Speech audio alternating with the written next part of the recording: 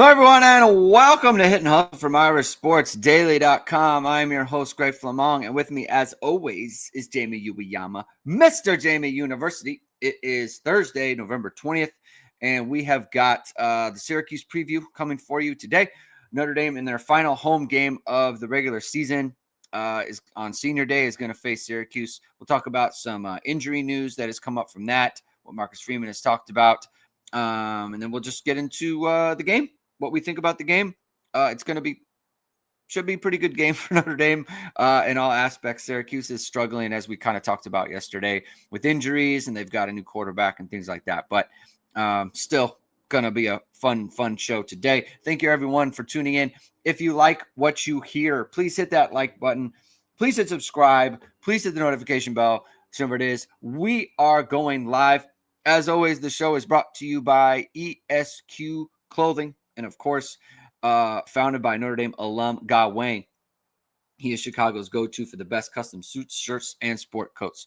It's going to be a little different ad read today, Jamie. We got an endorsement from ESQ on the message board, on the Irish Sports Daily message board. And I think that I do the same kind of ad read every day. I think this is different because it unsolicited, right? No one asked for this. This is from Irish Dog 95 on ESQ. Wanted to drop some ESQ love. I've been a member since the Irish Eyes days, but just took advantage of the 49% discount to grab 3 of the bamboo dress shirts. Now, 49% using code ISD is the Black Friday sale. Good all the way through Thanksgiving. So just something to think about there. If you have been thinking about it and haven't pulled the trigger yet, like me, you should. Super soft and light, but the styling of the collar is super cool. Wearing today for my board meeting, humble brag. And frankly, I love the shirt. Highly recommend. Comes from Irish Dog 95. So from now until Thanksgiving, Black Friday sale, 49% off using code ISD. And so it's take advantage of it. It's the best product you can get out there. It's the final home game of the season, like we said. And let's start out with a quick segment, right? We've got a member of the board and his son, Emerson, are driving. Emerson is waking up tomorrow, and he thinks he's going to school. He's driving to South Bend for a father-son final home game trip to see Jeremiah Love, his favorite player, in what we assume is his final home game of his career as a regular season player. We'll see how it turns out as the playoffs come by. Question for you on that front, and our guy Emerson, who is just beaming right now on his way to watch Notre Dame football. What is the best surprise you ever got Notre Dame football related? Ooh, Notre Dame football related? Yeah. Oh, you know what? I'll take it back. So my you don't have to take anything back because you didn't. I'm taking it back to when it happened, but all the way to when my wife was my then girlfriend. Okay. At the time, and we dated for a while, but not like that long. I don't know, like 6 months or something like that. And she got tickets for me and her to go to San Francisco for like the Thanksgiving holiday weekend, and got tickets for us to go see Notre Dame Stanford, and just did it out of the blue, spur of the moment kind of thing. And that was the Charlie Weiss, they had to win that game to get into I think it's Fiesta Bowl. Yeah. And it was also the day that it was the last day that Stanford had a big stadium because they couldn't fill it, and then they had to change it. So but it was an amazing trip, amazing surprise. No one had ever done anything like that for me. I mean, I already kind of knew she was a keeper before that, but at that point it kind of clinched it. Great move by my wife Nicole. Good job by her. Just killing it. Absolutely killing it on that front. Huber Scribe, thank you for the super chat. You don't have to leave us the super chat to to send a shout out to your son. No problem. But we appreciate it. Thank you so much. Hope you have a great time, and I hope he has a great time, and everyone travels safe and everything. Mine is I was, oh man, I can't remember how old I was. Maybe 10, 9, 10. No, it had to be later than that, like 12, 13. For Christmas one year, I got a Lou Holtz, like personally inscribed, like it was a photo of him, and it was addressed to me. And Oh, no way. I was like, what? That's awesome. And to this day, I'm unclear about how it actually ended up. I still have it somewhere. It was like, that's great. The inscription was, Greg, always be the best you can be, which is good advice. Good advice from Lou Holtz, young Lou Holtz at the time. So that was the biggest surprise I've ever gotten, where I was like, what? Like, what? So, because, at the time, Lou Holtz was like a god of sorts. I thought he was Notre Dame football. When he resigned, I was like, so what, are they going to like cancel the program? Like, how does it even work? So that was kind of a weird thing. So that's my biggest surprise, Notre Dame football related surprise. Again, Emerson, hope you have a great time. For the game, let's talk about injuries. Jaden Greathouse is off the injury report. But as Marcus Freeman said today, and he said it on Monday, he said it again today, they don't want to play him. They want to preserve a year of eligibility. And they're gonna, they want to play him in the playoffs should they reach that point. They'll probably play him in a bowl game too. There's no reason not to. Oh yeah, ready to go. So he's healthy and ready. He's been warming up before games, as if he's going to play. He'll probably stay dressed this time instead of changing out of his clothes. But he's available to play. So this is the kind of thing that you do, Jamie, when you have someone who could come into the game but you don't intend to play them. Like so you make them available and then you dress them up, but you don't intend to play. Kind of so the opposite of USC, when you say someone's not going to play and then in emergency you end up putting them in the game and they score a touchdown. Like, so that's the opposite. So there's a right way and there's a wrong way. And so just a juxtaposition there for that situation. Everyone else that you would expect to be out is out. So the other part that's interesting is of the senior day participants, Ashton Craig and Ty Washington will not be participating in the senior day festivities, which is pretty big news for both positions. Let's talk about Ashton Craig first. Presumably that's because he's going to return to Notre Dame next year. Yeah, I mean, it was pretty obvious he wasn't going to go to the NFL after he missed last season, most of last season. He only played 3 games last season, and then had a shortened season this season because of his knee injury. Like, would really make no sense. Like, he doesn't have enough film out there really to like go to the league, and there's really no reason for him to go to any other program too. Like, he's going to be in a position to play and start for Notre Dame next year and be like a leader, for Notre Dame too, right? So he's obviously going to be a valuable piece. It's big that he's there. I will say that sometimes when guys, I wouldn't read too much into the fact that, like, say, like Josh Burnham is going for senior day. That doesn't mean Josh Burnham's leaving for sure. There's been a bunch of guys who still do the senior day thing and then they come back. I think like Mills and Cross might have done it like 2 or 3 times each or whatever it was. So it happens, but yeah, I think it's big that he's going to be back. I think Ty Washington totally makes sense that just, they're going to lose Raridan after this year. Obviously, he doesn't have any more eligibility, and they're going to have a young tight end room outside of that. So it makes sense for him to kind of stick around and stay. And obviously, he's been solid in his job that he's done this year. Yeah, and it's like the second year within the program, I think, would help him a lot, right? Like, you're coming from a different type of environment, and then you get into Notre Dame, and you kind of feel like, you get your bearings on a little bit. And then Ashton Craig, like, I mean, the only negative for him is like you'd kind of like him to have had a little bit more experience. I mean, he's gotten hurt so kind of early in the year. I think he played, was it 6 games this year? He got hurt in the 6th game. I think it was. And then last year he got hurt very early against Purdue. So he's always been good, and they've always felt like he was good. And whenever he's played, he's been good. But it's just like he hasn't gotten a lot of just having a lot of games. Similar to Charles Jagisaw in that sense. Paul Price with a comment here. Any thoughts on Notre Dame's offense being the most balanced in the nation? Passing is 18th. Rushing is also 18th. Only other team with both passing and rushing in the top 20 is Texas Tech at 19th and 20th.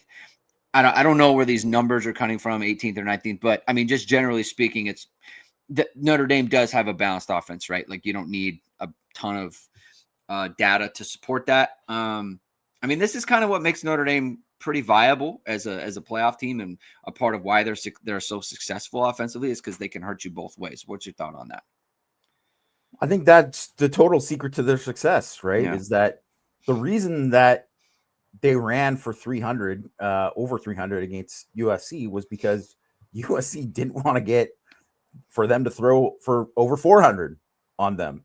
And that's what they were thinking on that day. Like they were scared of their DBs that got cooked in game. So, I mean, I would also watch for that in this week for Oregon possibly cooking them this week. But, you know, they were going to put numbers in the secondary because they didn't want to get a lot of one-on-one matchups there. And then obviously there's been the same thing, right? Where teams have loaded the box to try to stop Notre Dame's running game, and then they've gotten burned in the passing game, right? So I think that's the whole point of having balance, is that you can take what's there. You can take what the defense gives you, and that is really what has made Notre Dame, you know, equally good and equally explosive, doing both things.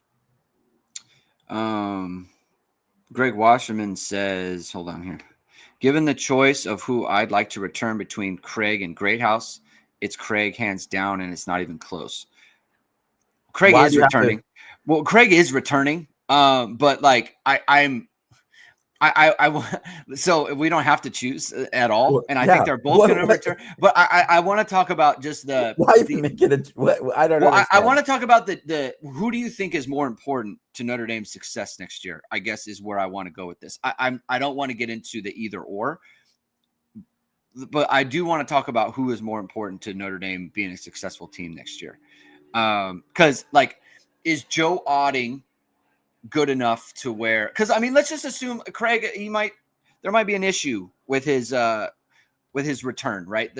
Something might go wrong, or there might be another injury, whatever it might be. Is Joe Otting like good enough? Do you believe in Joe Otting's kind of potential enough to where it's like that would mitigate something with Ashton Craig versus like, because to me, Greathouse is like, there's not really, I don't think you can look at Logan Saldate and be like, oh yeah, like he's definitely ready to ascend to the level that Jaden Greathouse can play at. Like, I understand that O-line is the more important position per se, but I mean, I don't want to undersell Greathouse either. Like, I feel like, especially when you have someone like CJ Carr, like you really need to maximize what he can be. So I don't want to. I guess the point is, it's like let's not be prisoners of the moment with Jaden Greathouse. This is a very, very good football player. Yeah, I mean, he's extremely valuable, and they don't have. Yeah, at the very least, you could say that Otting has started and been, you know, pretty good. And in terms of receiver there, of who's returning, you know, you can say like KK Smith has obviously shown some stuff at receiver, and Micah Gilbert as well. But they have one proven guy coming back in Jordan Faison, and that's it if Greathouse wasn't coming back. Yeah. So then that means you really have to hit in the portal again. And we've seen that obviously Notre Dame hit with both the guys they got this year. They've had other years where it hasn't hit as well, right? So it doesn't always work out so well. So he is a really good football player and a proven football player.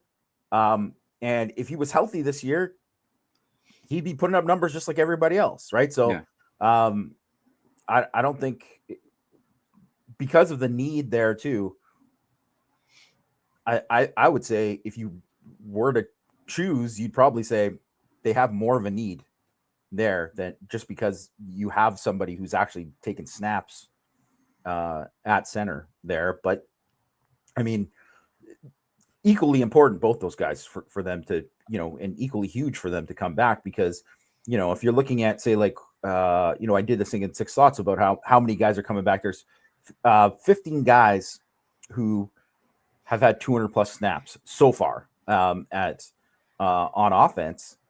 And, 12 of those guys have eligibility left for next year. Well, that doesn't include like Charles Jugusaw and Jaden Greathouse. Obviously, though, you're going to take out some guys like who do have eligibility, like Price is not coming back. Like, I know these people, well, you could throw a bunch of money. And no, he's not coming back. He's going to go to the league. Jeremiah Love is not going to come back. Billy Schrouth would be shocking if he came back. Emil Wagner. Would you be shocked if he came back? Yes. Based on what I heard prior to the year, I was like, he was planning like this was his last year. And also he's like, outside of being hurt, he's Notre Dame's best lineman. He had improved his stock and, should come back and improve it more. Right. So, Emil Wagner might be his last year. Right. So, although I would say if someone was recommending to Wagner, they should recommend him to stay. I don't think he's going to be a high pick, but there's all these guys who could leave or whatever. And there's always, you never know if someone's out of the blue is going to transfer or something like that too. So there's all that kind of thing. But like, when you consider like, they're still going to have like guys, CJ Carr, pretty important guy to come back. Gerby Lambert, obviously there's a whole bunch of guys that can come back and be like foundational pieces. Faison, but like, adding Greathouse and Jegusaw, two guys pretty key in Notre Dame's playoff run last year. That'd be pretty nice to get both those guys. Hopefully they get them both back for the playoff right this year. Yeah, I don't think Jagusaw's. I think whatever. I'm anticipating. I think everyone should anticipate that he is not going to play until they just all of a sudden say, yeah, he's playing this week. Yeah. Because, I mean, to be honest, no one expected him to play last year. Mm-hmm. Even when they said he's back practicing, I didn't think he was going to play in the playoffs. Oh, 100%. I just haven't heard that he's even back practicing. So, I don't think he's close right now. Right. That's what I mean. He's not in the same category as like Rubio and Schrouth, where, someone asked, sorry, I forget who it was, who asked about Rubio, and Mark Stream was like definitive. Oh yeah, he'll be back if we're in the playoff. Like, he'll be back. Yeah. Like, I don't think he would say that about Charles Jegusaw right now. Yeah. As far as like the Emil Wagners of the world and the Jadarian Prices of the world and Schrouth or whatever, like, I mean, obviously, I mean, if you've heard something that it's like the plan was for him to go out this year, then that's one thing. On Price and Wagner, like, I think that we just don't know what's like really important to these guys. Like maybe Jadarian Price like has an itch to be like a first team All-American, and maybe he has an itch to run for 1,500 yards or whatever it is. Like, I maybe he does. Maybe he thinks, it was a surprise that he came back this year. Exactly. Like, maybe he's like, Notre Dame could win national title next year, and I want to be a part of that. Maybe that's how he thinks. If he's the third running back on people's boards or whatever, then like leaving makes 100% complete sense, right? Just because of the position and all those other things. So, I don't. That's why I don't like to speculate about those guys and talk about what they should do or could do or whatever. I don't know what's in their head, and I don't know what's in their heart when it comes to that. So it's something to consider. If we get information, then we'll pass it on to you guys. Let's talk about this game real quick. Where is the area? And let's talk about Syracuse on defense versus Notre Dame's offense.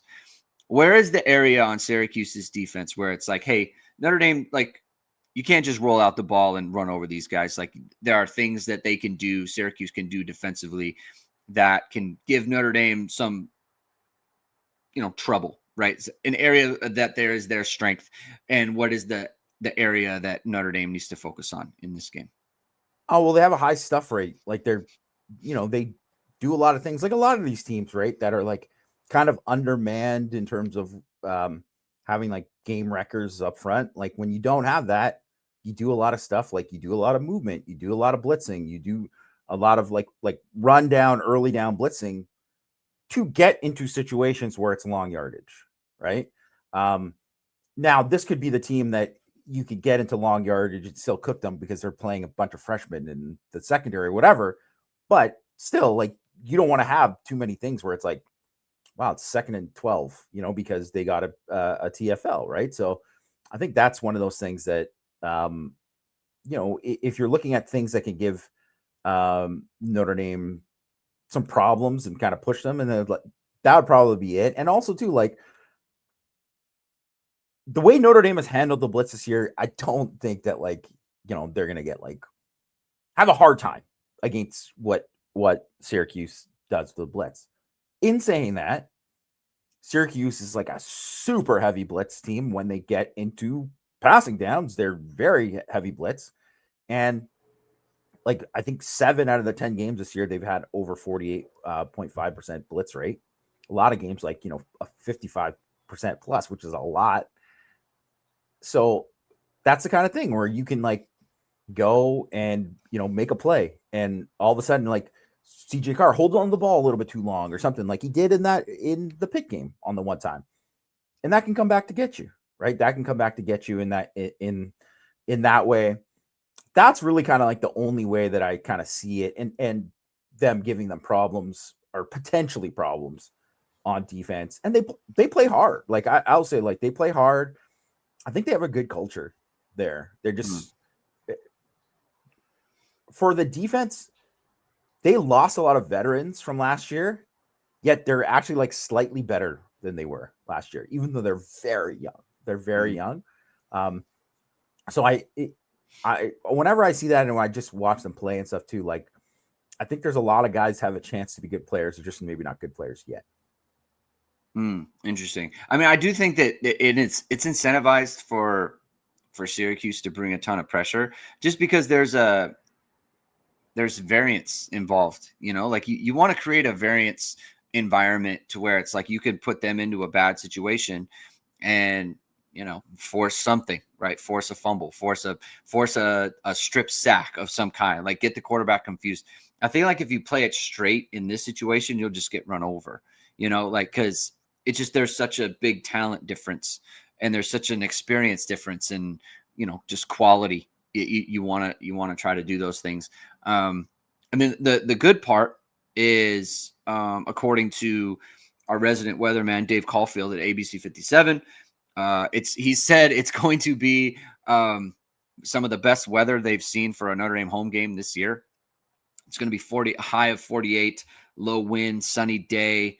So the weather isn't going to be a factor in this one. And he had a question, Jamie. Does Notre Dame outscore the high temperature of game day, which is 48? In my prediction, I said they will. So in mine too. So I did want to, because I mentioned this in my prediction that I submitted to Mike too, that Notre Dame, since Marcus Freeman has been the head coach, and if you count when he was the defensive coordinator too, they have absolutely destroyed bad ACC teams on senior day. They take it very seriously. And hold on, I'm going to find the exact cumulative number because it's kind of insane. So if you count just the 3 days, the three games, the last 3 years of Mark Freeman's head coach senior day, 124-21. That's the combined score. But if you add the 55-0 Georgia Tech from game, 2021, then it's 179 to 21 in 4 senior days. So I think he takes it pretty seriously. I think obviously those weren't good teams. None of those were good teams because it was like Mm-hmm. Wake Forest the year after Sam Hartman. When Notre Dame had Sam Hartman, they didn't have Sam Hartman, and it was you know, UVA last year, which they were kind of spicy, but that's about it. And that game probably should have been worse, a bigger blowout than it was. And and the other one was Boston College, the Ben Morrison 3-pick game. Mm-hmm. It was in the snow. Yeah. Another shutout. So 2 shutouts in those things, and 7 points, 14 points the most anyone scored on them on senior day. I think Notre Dame's going to destroy them on senior day. And they're incentivized. They're incentivized to blow them out because of the current situation. I mean, it's not one of those deals where they can kind of take a deep breath. Like, you can't, because of the playoffs and the need to be at the top of your game, period. Speaking of that BC game, Drew Pine was the starter for Notre Dame in that game. Apparently just got benched at Bowling Green. So what do Drew Pine and CJ Carr have in common? Oh, I don't know. I got to hear this. They both started their careers 8-2. Oh my God. Oh man. Is that, in all seriousness, like, has there ever been more evidence that Marcus Freeman was going to be a good head coach than starting 0-2 with Buckner in 22 and losing that second one to Marshall and then going 8-2 with Drew Pine?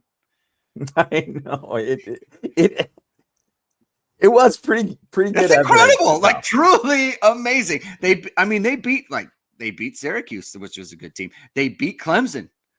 And man, people say like, "Oh, GJ Uiagalelei, like he's not great." Yeah, Notre Dame had Drew Pine and beat Clemson, who was undefeated. I'll tell you this much: DJ Uiagalelei, he had, first of all, his freshman year, he had a 400-yard passing game against Notre Dame. A little bit of a Clark Lee is that maybe brought some of that defense to Vanderbilt, their defenses here. And he was actually good. Who's advising these guys? Stay in the pro style play action. He was good at Oregon State. He was very good. Yeah. He was just a fit. And he was the absolute worst fit ever for Mike Norvell's system. But, he probably got a big bag. So I guess, and he wasn't going to play in the NFL anyways. I don't think so. So, but yeah, it is ridiculous. Yeah, man. Stick with what works, brother. Stick with what works. Kind of like Goods Candy's had for the last 100 years with their recipes. That you find something that works, you stick with it. Good Candies, of course, is a small Indiana-based chocolate company. Their recipes go back nearly 100 years. They're a small batch producer of decadent confections, ranging from toffee to cream centers to their latest offering, peanut butter bombs. Forrest Gump said, "Life's like a box of chocolates. You never know what you're going to get."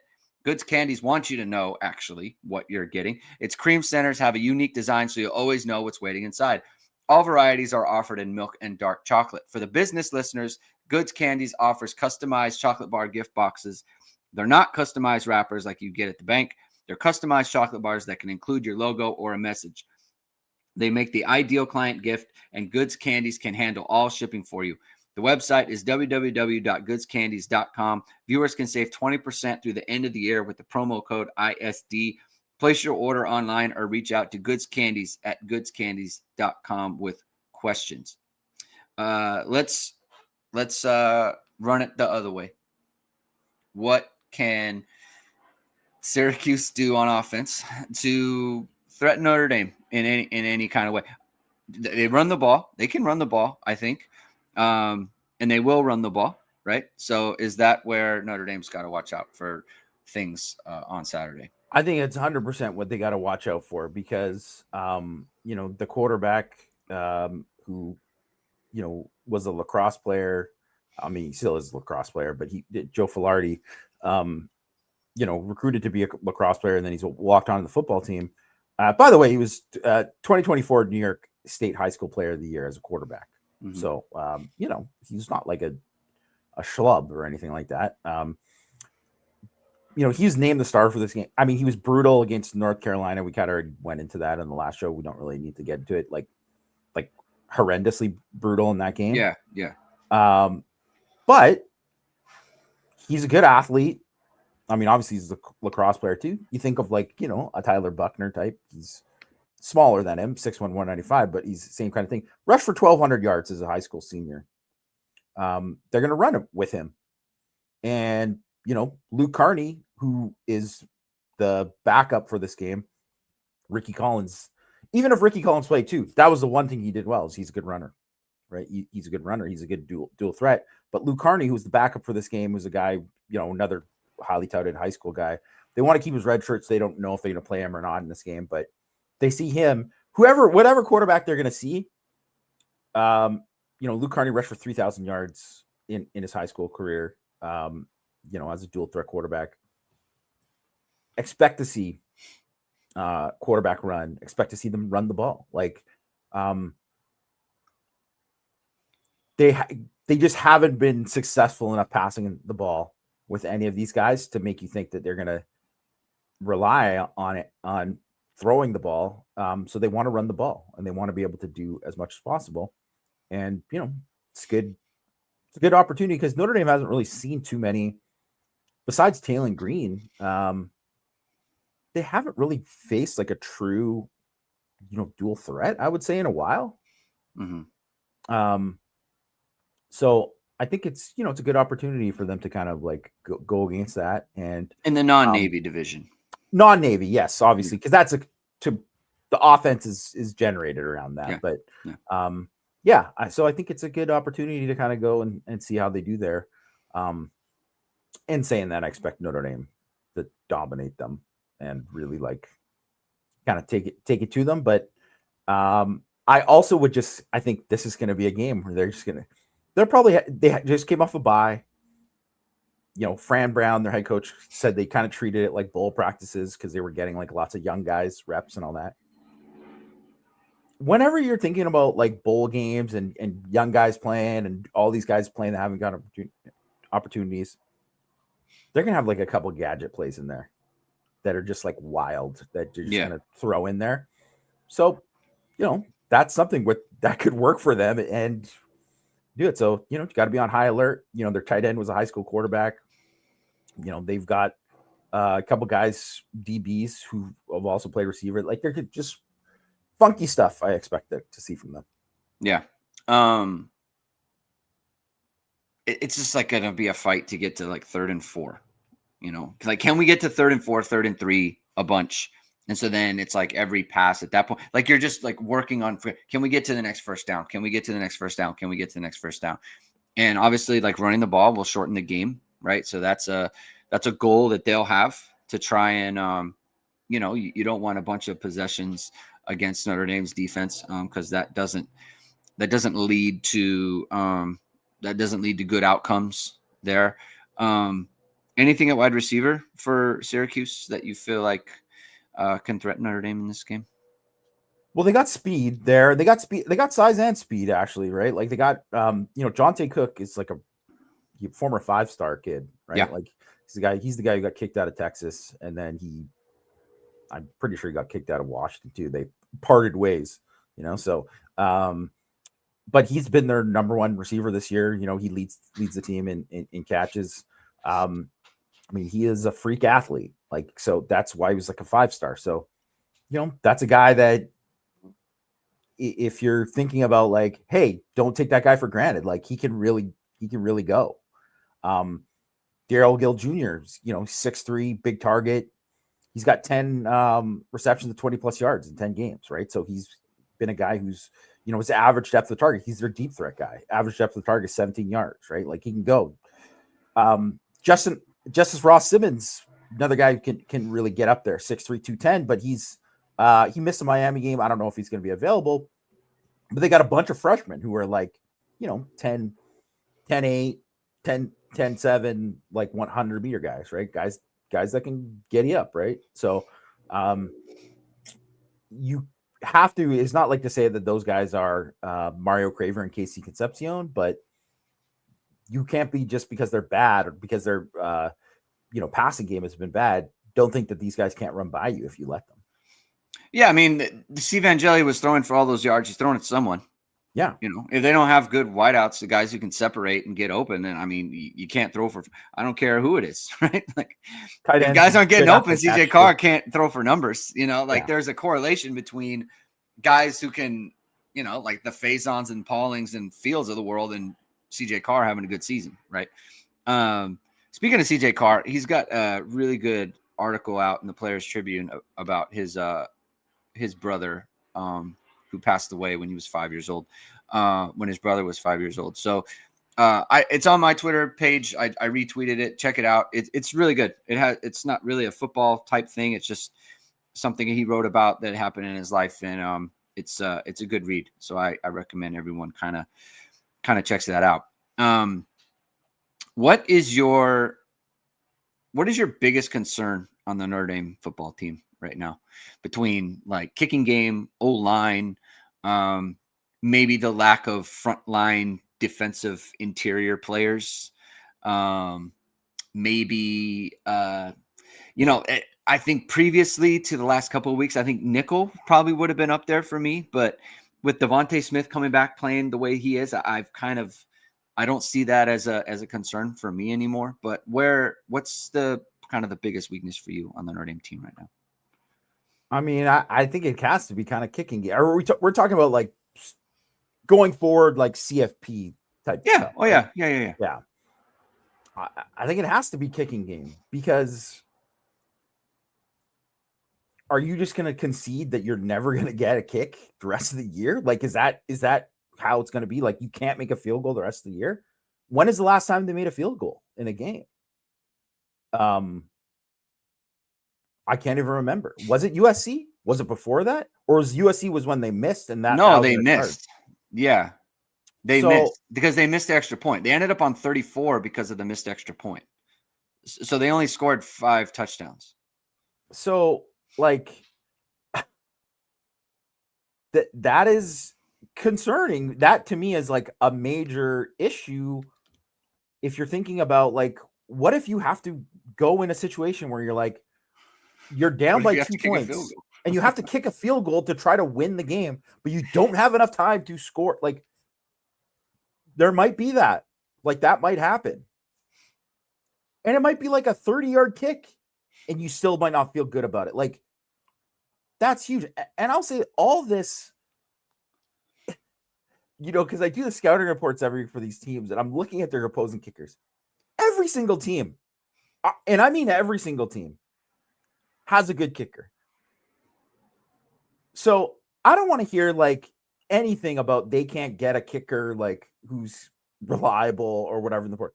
They should sign 2 kickers in the portal this year, 2 proven guys, and be like, we're gonna battle it out. And guess what? Even if you're not the kicker, you're still getting cash. Like, you're still getting money, because I just, how it's been is like, you can't have this kind of situation. I can't even believe like that is shocking to have that. Like, and they got to be the worst kicking team in the country. Like Burnett, even though it's crazy because you're like, you kind of forget, like, before he missed in the USC game, he was 5 for 5 on the season. So he was perfect on the season. And so maybe he comes back and then that's fine. And maybe this is because, obviously Mitch Sheeter was a thing last year until it wasn't a thing. And then all of a sudden it was like, oh yeah, Mitch Sheeter's clutch now. And he's just this guy and they can count on him. So maybe that's just what it'll be. And Burnett will, like, they won't have to worry. He's not going to kick these next 2 games. He's got all this time to get healthy, and then he's fine for whatever, and they don't have to worry about it. I just can't imagine, like, has there ever been a team? There can't be a team who's kicked less field goals than Notre Dame this year. 5. That's all they've kicked. They've made 5. They've attempted 9. Yes, because Schmidt has missed 3. They've made a field goal in 3 of 9 games this year. Like they haven't made a field goal since NC State, which was October 11th, 4 games ago. So they haven't made a field goal in 4 games. Yeah, I mean it's not good. It's pretty bad. I will say last year they went through the same kind of deal between from the Stanford game. I swear to God, there's something about like the October situation where things just kind of fall apart. Against Stanford, they went from Stanford to the USC game. They went 3 of 11 kicking field goals. Only missed 1 extra point in that span. And then in the playoffs, what's it, 5, 7? They went 7 of 10 in the playoffs. I am looking at it now too, and like, NC State has attempted 8 field goals on the year. They've made 5 as well. And Louisiana Monroe is 2 for 6 on field goals. Georgia State 4 of 11. Like, so I mean, I guess there's other ones that are, Notre Dame is 130th in made field goals, tied with Wisconsin, who also has 5. They're also 5 of 9. But I don't know. Like, it just is something that just seems inevitable, will cost them if Burnett isn't back, because I just don't think Schmidt is going to automatically just like, wow, he got it now. Like, what would he have to do for them to bring him back next year? What would he'd have to like just stop missing all the time? Well, okay, starting in this game, this is what has to happen. In this game, they have like a 27-yard field goal or something, or some kind of thing where it's like hey, you know what? We got a penalty. It's now 4th and goal, but it's like 4th and goal from the 13. So we're going to kick it. So it's a chip shot, but we're going to kick it. And he makes it, and it's right through. It's perfect. Looks perfect. Then you're like, okay, Notre Dame crowd cheers louder than they have for weeks, about anything when that happens. And then, you know what? Then maybe he gets another one later in the game. And then you're like, okay, he was 2 for 2 in this game. Made all the extra points. And then at Stanford, he makes 1 or 2 other ones. Yeah. And then you're like, okay, maybe he's just there. He just needed some confidence. And you're like, maybe there is something. Because he's been like pretty good on kickoffs for the most part. Nah. For the most, I mean, he hasn't been unbelievable, but like, he has the leg. He has the leg. He definitely has the leg. I mean, like consistency isn't whatever there, but I'm just saying he has the leg.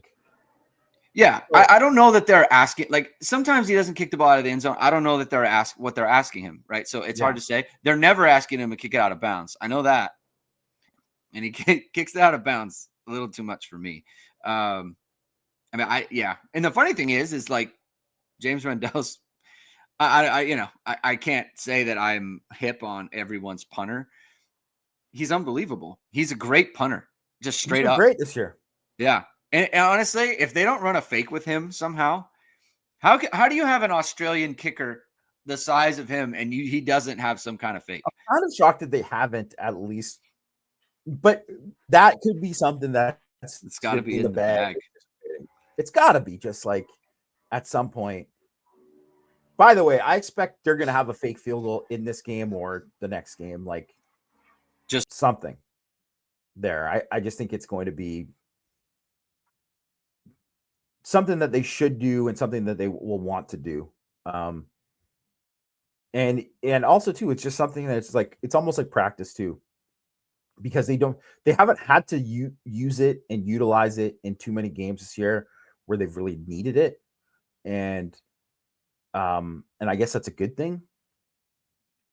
But there's going to be stuff too, like how, Georgia, obviously, like Kirby stole some of Marcus's moves to run fakes and all that. So, I think, at some point, I don't know what happened. Did you keep talking? I kept talking because I was like, I wasn't sure. Because I think the connection just dropped over here. Yeah. Please continue whatever you were talking about. Well, I just said it's just like they haven't had to get really needed it. They haven't had that Georgia game moment where they needed a fake punt or whatever. Yeah. But Kirby obviously stole some of Marcus's stuff there to use it against in their last few games, right? Like that's something that I think they probably won't need it in this game, but it's like you kind of good to just practice it. Yeah. I mean, just you have them in there and do it, right? And Marcus is always kind of frisky about that stuff. The Kirby stuff was amazing. I mean, that like truly amazing. It was the same. Not only did he run off the punt team, but then they ran the exact same play. Like they sent the guy in motion. It was the same formation. They did the same. That part was, it's not only did you steal and it's, when I say steal, it sounds nefarious, but it isn't. Like it's very common. People take plays all the time. But not only did you do that, but you ran the exact same play, right? Listen, you got to pick up new tricks, right? And you got to learn from the best. You can learn from the best on your pickleball game. You can learn some new tricks on your pickleball situation if you take advantage of the H2 Pickleball free clinic or the pickleball clinic going on the Friday before the Syracuse game. Of course, H2 Pickleball is founded by Notre Dame alum Todd Hill. He's teaming with fellow alums Jack Gibbs and Will House, who's the top 10 pickleball pro, to bring Notre Dame fans to Notre Dame Pickleball Crew League. Besides football, what better way to connect and engage Notre Dame fans than through pickleball? Membership is free, and members will have access to special pickleball events and discounts. The next event will be a Will House Pickleball Clinic on the Friday before the Syracuse game. Members can also get discounted tickets to that Syracuse game. Hopefully, you can still take advantage of that. Contact Todd at h2pickleball.com or call him at 574-339-5195 to join the league. Be sure to visit the H2 Pickleball facility in Mishawaka when you are in town. H2 Pickleball is located at 55801 Evergreen Plaza Drive in Mishawaka, Indiana. Do you have the offensive line as like the next highest level of concern in the non-special teams category? No, because I believe that Billy Schrauth will be back for the playoff. So he's gonna have a long break, and also remember, like, there's still like weeks after they're done the regular season. Oh yeah, there's a lot of time. 100%. I mean, because that even to me, that even factors in like Joe Auden getting that ankle figured out to some extent. Yeah. Because I honestly, so I brought this up because someone asked me about it earlier in the week. And this was prior to me kind of process. Because I like everyone else, I was like, man, I thought the Absher presence was affecting Auding in some kind of way, where it's like it's not Sullivan Absher the player. I think Sullivan Absher has been playing well, first of all. Yeah, but I think it was affecting Auding in some way, in my opinion. Then I look at the ankle and it's like, well, that is like a huge thing where it's like he's barely functional on that leg. There's probably some of it with the new Absher, like there's for sure. Yeah. But I can't. It's hard for me to kind of contextualize like how much is one thing and how much is the other thing. Like I think the injury has been much bigger than I think the absence of Schrauth. It's funny because again, Schrauth is gone and he's been their best lineman. I do think Absher is playing well, but their struggles on the offensive line are They ran for 300 against USC, and then they haven't been as efficient, right? They've still got some good they've just got some good reps in there. Obviously, they're running for a bunch of yards. Jeremiah Love's doing a good job, but it just hasn't looked the same since Stroth leaves, and so it's going to sound like we need to get Absher out of that lineup. I don't think that's true. I think he's done a good job. It's just like you said, Billy Stroth has been he's been their best offensive lineman this year. What else kind of is on top of your mind where it's like things that you're wondering about or thinking about? Well, I mean, I'm thinking about like if they have to go on the road in the playoff, which they would as of now. That's a hard environment to go into, right? Like, and I think that is something that, they haven't had that they haven't had that kind of like primetime night game environment on the road in quite a while, right? So, I expect it would be a night game. That's my prediction for whatever matchup it would be. So I think like Oklahoma, like that is something where when I think about too, like Oklahoma and Brett Venables and defense. So if they end up playing Oklahoma at Oklahoma and their defense, which they're just going to like try to light up CJ Carr as much as possible, that is a matchup because of it's on the road that makes it that much harder. Right. So So I've thought about that kind of stuff, and like that would be kind of top of mind for me about like where they played, like for the brief second that it was supposed to be BYU, which you might not say like BYU. You rather play BYU because they're not as good as some of these other teams, in my opinion. It's hard to go to Provo. It's hard to go to Provo. High elevation, all these kind of things that like I don't know if everyone is ready for when you first get there and you got to do it. Right. So I think there's a lot of stuff there that, that could possibly pop up. And I don't know. It's weird because I think I do think there's going to be like some kind of shakeup.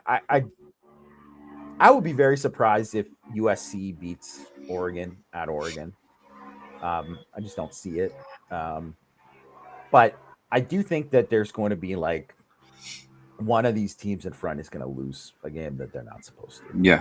Like I just feel it because there's just a lot of pressure on these guys right now. And all of a sudden it's just like, you can kind of feel it if things aren't going well. And then all of a sudden things just get a little bit tighter and something will happen there. Well, like a team like Oklahoma, right?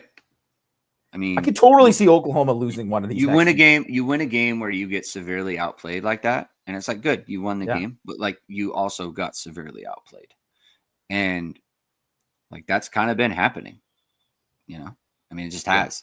So I think, that's always available. Here's the thing about USC, right? And I was messaging with Caden McFarland about this today, because he's very interested in USC because of the Oklahoma angle, and he covers Oklahoma sports. Like USC has this, like, they get in these modes where they have this like turnover voodoo, and just like they are just the luckiest team sometimes like you've ever seen. The like Illinois fumbles on the 1 yard line twice, right? Northwestern is returning an interception for a touchdown. The defensive lineman fumbles the ball right before he goes in the end zone. The ball goes out of bounds. There was something else. Oh, Nebraska. Like Nebraska's killing them, right? Dylan Real breaks his leg. And it's like that. Yeah. And they win by 4 points. It's like just the Notre Dame. Like Notre Dame is due to just like crush them, like blow them out.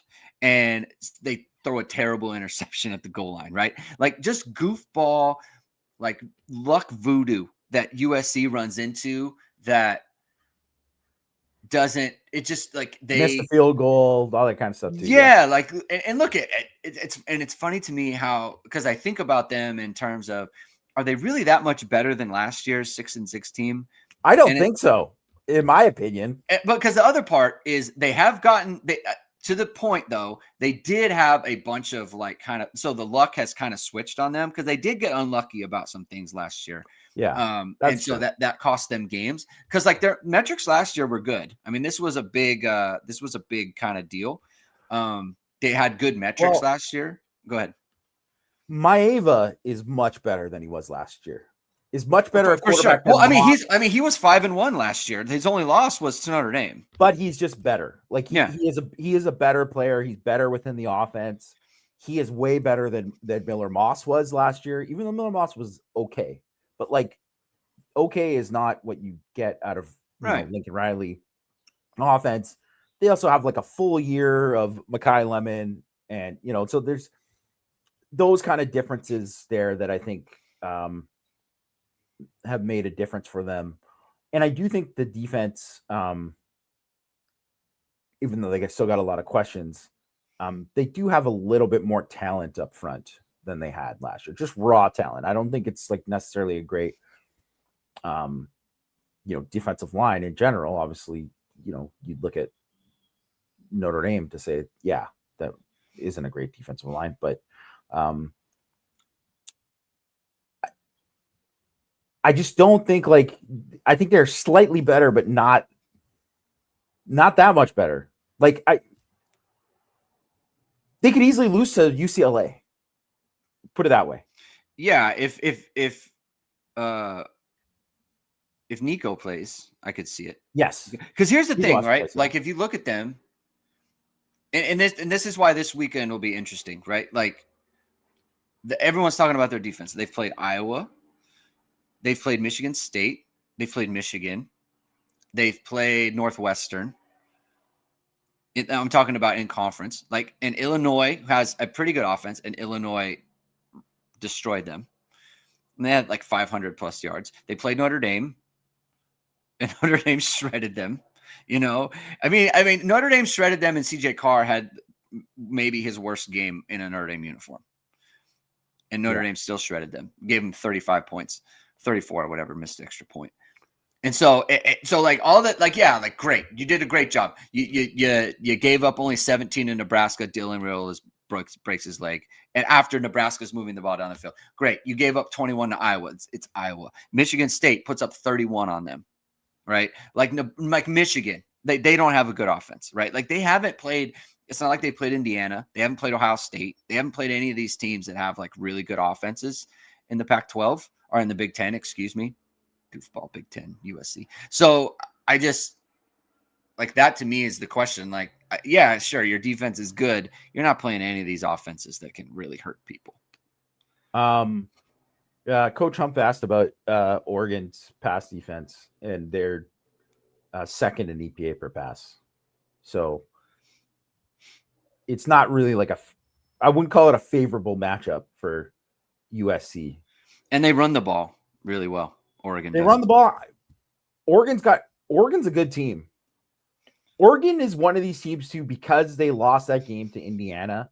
And I'm not saying like Indiana obviously looked better than them in that game, and they kind of haven't played the schedule that's there, but they are the kind of team that I don't think they have enough talent at receiver to really, that I would put them as like, I would pick them to win it. But if you're looking for a team that they get in the tournament and you're like, oh my God, they're hot and whatever, and they go on a run, like they would be a pick for me for like one of those kind of teams. Yeah. I think if for USC to win, it would need to be like USC voodoo, bunch of turnovers. Yeah. Like, Oregon's going in, they fumble, that sort of thing, pick sixes, stuff like that. But we'll see. We'll see how that Riley gadget stuff. Not when it's in a, torrential downpour. Not in a torrential downpour. Yeah. It's supposed to be dry. It's going to be cold. I think I checked on that, but it's supposed to be dry. But all right, predictions. I had, like I said, senior day. Marcus Freeman's team just destroyed teams on senior day. I think that there might be some funky stuff with Syracuse, but I don't think it's going to like be funky enough for them to score. Like, put it this way, like I think, you're like, oh man, Syracuse got a couple first downs here on this drive, and then it just gets vice grip, like it's over. They're not getting points here. So that's how I kind of see a lot of their stuff there. And I don't think you're going to do that. I think they're also going to turn the ball over a couple times. This kid had 3 fumbles against North Carolina. You think about like Mason Heinchel and how he was, overwhelmed with it. I think it's going to be kind of a little bit of a similar situation. So they're going to set Notre Dame's offense up to do really good things. And I just think Syracuse defense be on the field too much and just get eventually just lit up. And Notre Dame 51, Syracuse 3. Woo, 51-3. I've got 49-7. Pretty much all the same stuff. It's Notre Dame is clearly better. They're incentivized, and we were talking before the show. It's hard to get these upsets on Notre Dame when they can throw the ball as efficiently as they can. CJ Carr is a good, sometimes it's like, oh, they don't want to really run Jeremiah Love that much, or they don't want to be too physical and keep people healthy. It's like, yeah, but they can also throw it really well. And that wasn't the case like last year when they went against NIU. It's like Riley Leonard wasn't a great passer, and that kind of opens you up to some empty possessions. It's hard to do that when you got a quarterback like CJ Carr. So 49-7 Notre Dame. All right. We can end it there. Thank you, everyone, for tuning in. If you like what you heard, hit that like button, hit subscribe, hit the notification bell, so whatever it is. We are going live. We'll be back tomorrow for the post-game show. There will not be a morning after recap because I'm going on vacation for Thanksgiving. So, and speaking of which, we need to figure out a pod schedule, Jamie. It might just be next week. It might just be the one show, like a Friday or something after Thanksgiving, but we'll deal with that when it comes to it. All right. Enjoy the game. Enjoy the rest of your day. Enjoy the game. We will talk to you afterwards. Keep hitting and hustling.